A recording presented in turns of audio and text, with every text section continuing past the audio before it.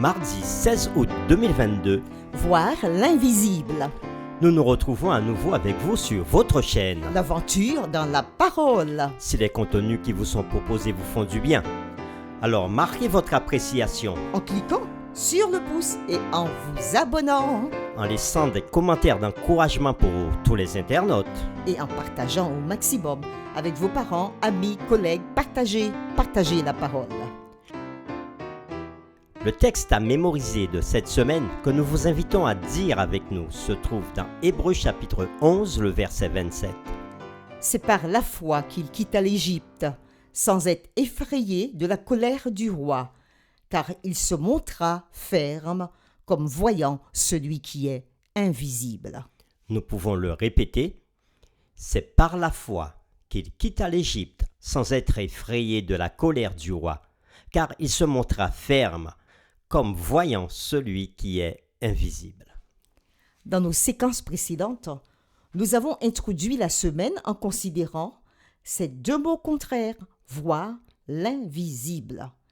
Et nous nous sommes arrêtés sur les expériences de Moïse et de David qui ont tant désiré voir la face de Dieu.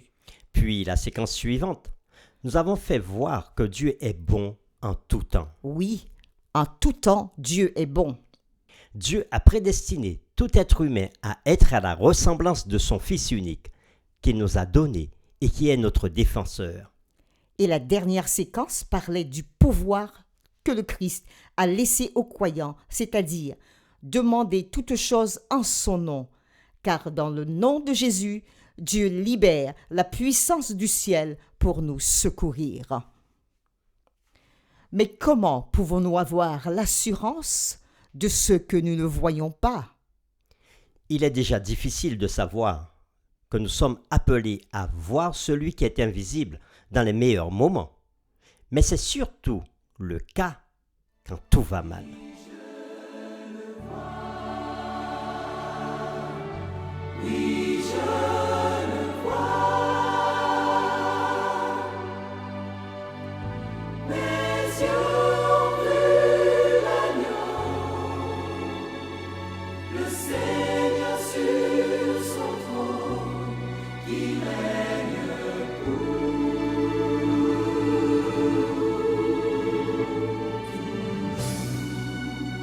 Pour voir l'invisible, nous avons besoin de la foi, d'une foi façonnée par la vérité sur Dieu et sur le royaume de Dieu.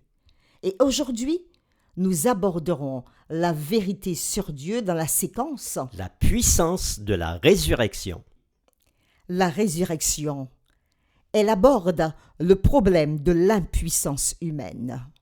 Lorsque nous pensons à la vie, à la mort et à la résurrection de Jésus, nous pensons souvent à la façon dont la mort de Jésus était l'événement qui nous a rendus légalement justes devant Dieu. Quel rôle joue la résurrection? La résurrection joue un rôle crucial dans la théodicée chrétienne, ou encore l'explication de l'origine, de l'existence et du destin du mal dans l'univers de Dieu. 3 points peuvent être soulignés à cet égard. Le premier point, la Bible place la résurrection au cœur de notre foi en Dieu et de notre espérance pour l'avenir. L'apôtre Paul conclut que si c'est dans cette vie seulement que nous espérons en Christ, nous sommes les plus malheureux de tous les hommes. C'est ce que dit Paul dans 1 Corinthiens chapitre 15, le verset 19. Le mal et la mort se termineront par la résurrection de ceux qui ont leur confiance en Dieu. Deuxièmement, ce rétablissement est garanti par la résurrection de Christ qui démontre sa divinité. Notre seul espoir de salut réside en Dieu qui prend notre péché sur lui et nous ressuscite aussi avec sa puissance. Si Christ n'était pas ressuscité, il aurait été prouvé qu'il était un simple humain ayant lui-même besoin de salut. Et nous serions laissés dans nos péchés, destinés au salaire du péché, c'est-à-dire la mort. C'est ce que nous trouvons dans 1 Corinthiens chapitre 15, les versets 12 à 17 et dans Romains chapitre 6, verset 23. Troisièmement, la promesse de Dieu de notre résurrection est la meilleure façon d'expliquer pourquoi Dieu permet que son peuple souffre et meure. L'apôtre Paul l'explique dans 2 Corinthiens chapitre 1er, le verset 19. Et il dit ceci, « Afin de ne pas placer notre confiance en nous-mêmes, mais de la placer en Dieu qui ressuscite les morts. » Et tout cela, bien sûr, est vrai. Cependant, la résurrection ajoute une dimension spécifique au salut. Quelle est cette dimension?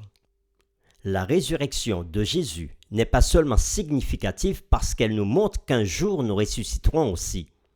La résurrection a placé Jésus à la droite du Père, dans une position de pouvoir et d'autorité. Cette puissance de la résurrection est celle-là même que Dieu met à notre disposition aujourd'hui. Dans Éphésiens chapitre 1er, versets 18 à 23, Paul parle de la puissance de Dieu. Que nous enseignent ces versets sur la puissance de la résurrection? Quel espoir et quelle promesse pour nous aujourd'hui pouvons-nous trouver dans ces versets? Pour cela, nous allons lire ensemble Éphésiens chapitre 1, les versets 15 à 23. Nous lirons d'abord dans la version Louis II.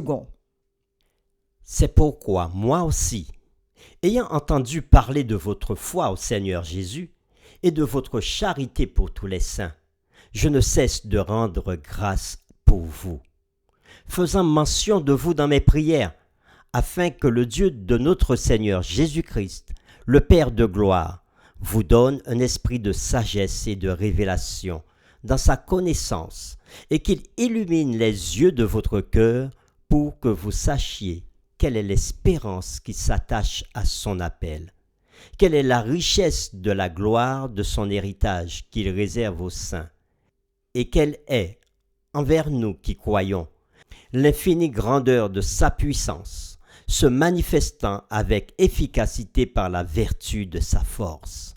Il l'a déployé en Christ, en le ressuscitant des morts et en le faisant asseoir à sa droite dans les lieux célestes, au-dessus de toute domination, de toute autorité, de toute puissance, de toute dignité, de tout nom qui se peut nommer, non seulement dans le siècle présent, mais encore dans le siècle à venir.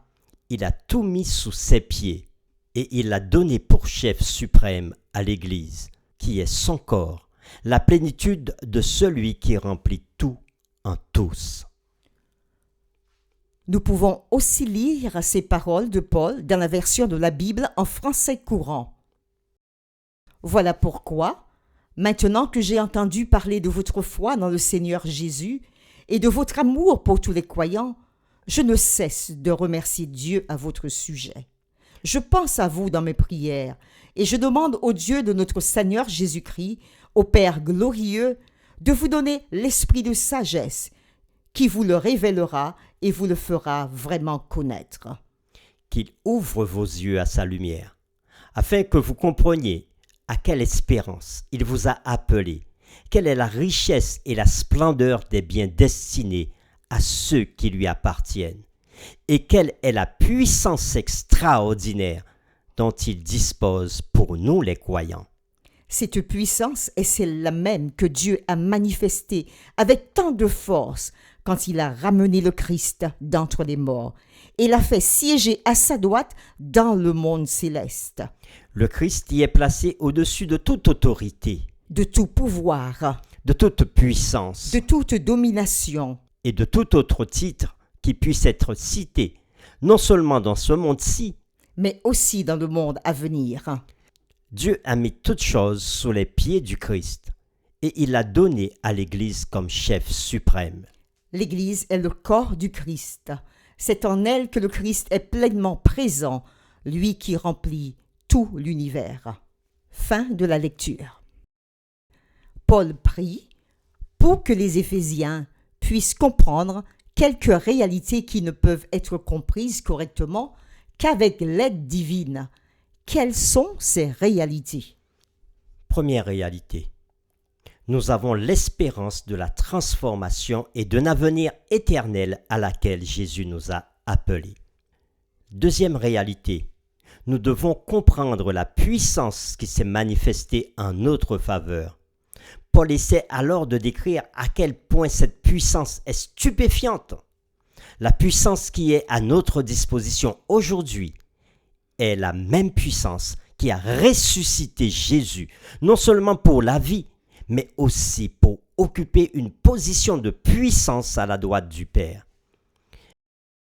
La résurrection n'a pas seulement donné à Jésus une puissance, mais la puissance par laquelle il gouverne et pourvoit tout ce dont son peuple a besoin pour l'éternité. En terminant notre réflexion, nous vous proposons de faire un petit exercice pour renforcer notre foi dans la puissance de Jésus ressuscité.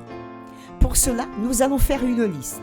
Faites une liste des domaines de votre vie où vous avez besoin de la puissance de Jésus ressuscité. Lorsque vous aurez terminé, priez pour que cette puissance soit appliquée à tous ces domaines de besoin. Au même moment, que pouvez-vous faire de mieux?